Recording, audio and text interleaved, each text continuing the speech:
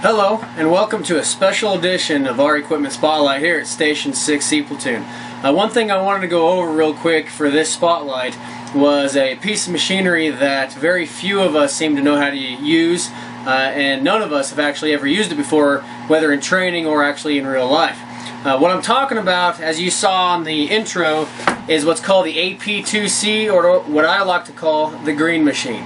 The reason I thought this is important to do a video spotlight on it is due to a lot of rumors out there on what it is and what it isn't, and I kind of want to go over it, how to actually operate this thing.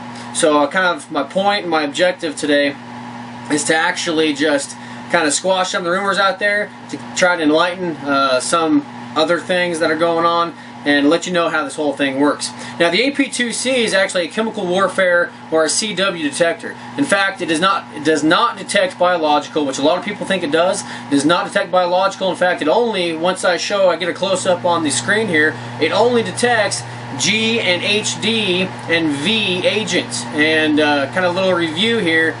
G is a nerve agent, V is VX, and HD is a blister agent. So effectively it only detects nerve and blister agents. Now, another thing we need to know about the ap2c is that it's a qualitative monitor, not a quantitative monitor.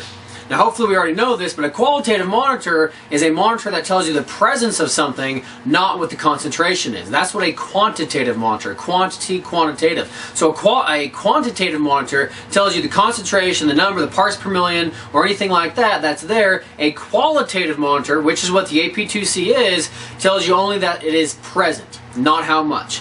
And something that to keep in mind is that really, when it comes to nerve or blister agents, does not make that much of a difference, because at the allowable levels, the PELs, the TLVs, the IDLHs, and the immediate death thresholds, or even the odor thresholds, it's such a low concentration that if it's there, if it's present, it's pretty much going to be a serious incident anyways. So again, the ap2c is a qualitative instrument, not a quantitative instrument. Now, the ap2c is actually a fairly simple device to put together and turn on. Obviously, for a military device, it would have to be. So what we do to turn it on and put it together, we take the primary unit out first, okay, and then what we do is we get the battery pack that has the lithium-ion batteries. Simply, we make sure that these two holes here line up with those two prongs inside that unit. And so what we do, make sure those line up, stick it in, make sure it locks, and hear a click.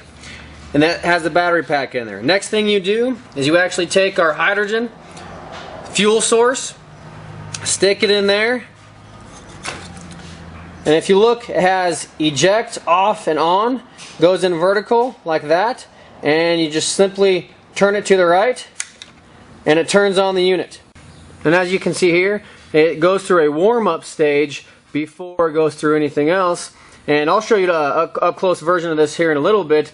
But that's basically it. This is now a handheld unit that you can go in to a suspected nerve or blister agent area, and it will detect what you want to detect. The hydrogen cartridge itself is actually self-closable, so you can actually use it multiple times. It's not like the CO2 cartridges that a lot of paintballers or other industries use. So it can actually be resealed and reused for later use. So that is one myth that a lot of people think, is once the hydrogen cartridge is punctured or used, that you have to use all of it or else it'll drain the entire cylinder and you can't use anything like that. But that actually is false. You can actually reseal and reclose that hydrogen cartridge right there. And now to turn it off, simply all you do is you grab the device from the back, the actual hydrogen cartridge, you push in and turn it to the off position, and then the eject position, and it automatically takes the hydrogen unit out.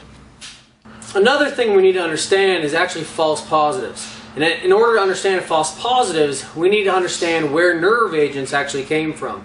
Nerve agents actually originated from bug killers, bug spray. And so one thing that it's important to understand is you could get false positives if you use the ap2c on a suspected terrorist incident. You may get positive on nerve, you may even get positive on the blister agents, but it's also important to understand where you are and the setting is. So I mean, everyone knows hopefully that the where you are dictates a lot of what you suspect to be around there. For instance, we all laugh when we have a white powder scare at the Douglas Cop Shop, or at any, at the post office here in town, or even, City Hall, because, we always say, ha ha, why do terrorists want to kill or blow up Casper, Wyoming, or Douglas, Wyoming? It's not in the hot spots of terrorist activity, and it's important to understand that, because you may get false positives if a guy, or your local Terminex guy, goes around and sprays, it does his Terminex thing. You could, if you have an incident and you show up right or soon after, you could have a false positive on your nerve agent detector. So again, pay attention to where you are, pay attention to your surroundings and what you suspect, whether it makes sense or whether it doesn't make sense. In closing, I just want to review what we went over. Again, the ap2c military device used for chemical warfare detection. It is a qualitative, not a quantitative instrument, meaning it will tell you it's there, not the quantity or the concentration that's there. It won't tell you parts per million or anything like that. Also, it only detects blister and nerve agents. It does not detect biological, does not detect your choking or blood agents. It is just a presence monitor for nerve and blister. Other than that, that is simply how to use it. What we went over now, or what we went over this time, is vapor mode. There is a liquid mode for this monitor. That's something we can save for another equipment spotlight, but hopefully this is just a good review, good information about the ap2c, and hopefully in the future we can not be so afraid of it and know exactly how to operate this thing and use it. Feel free to train with that hydrogen capsule that we've been using in training before. We actually opened one up and started using it. So just feel free. If you have any questions, don't hesitate to call us. So thank you very much.